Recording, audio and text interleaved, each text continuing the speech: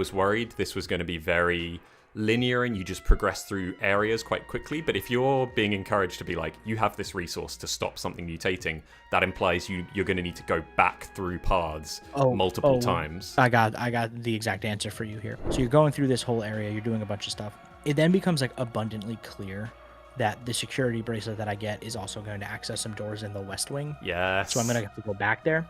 I'm also finding these coins, these antique coins that say they could be used in the parlor.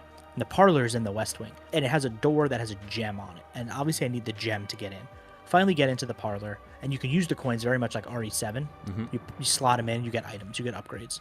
So I got an upgrade for the blood collector, which is Grace's tool to collect blood to then craft, which we'll get into crafting in a second. And then like a hip pouch was in there and some other stuff, and steroids, so a permanent health increase. So that system's back from RE7, if you remember that one, where it's just you're just popping coins into like bird cages. In this game, it's like in the parlor. So I'm in the East Wing, I'm doing a bunch of stuff. I run back to the West Wing, and remember the butcher, the chef that I was talking about a couple minutes ago? So naturally, I would assume he'd be in the kitchen. But no, he starts roaming after a certain point. So I turn the corner to go into the parlor, and he's just standing there right around the edge of the corner, and he just kills me, just straight up. I turn the corner and bam, clocked. And now I realize that he's just roaming that area now. So whatever I've done has now triggered him to roam. And that's the thing I've kind of gotten from a lot of these zombies is zombies are not afraid to roam in this game.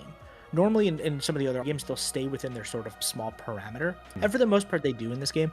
But there were plenty of times where like I'd turn a corner and 3 zombies would just start scattering into the distance and go different places. Or if I like triggered one zombie over here, like zombies from 2 rooms over would kind of start making their way over. I won't kill them. I'll just kneecap them to get them to stumble so I could get, through them. And that becomes a problem later when they start roaming more. And especially then you've got this butcher guy roaming the West Wing, because it becomes impossible to get anywhere without having to turn around, go up a staircase, come back down the other way, and start doing that classic like Mr. X run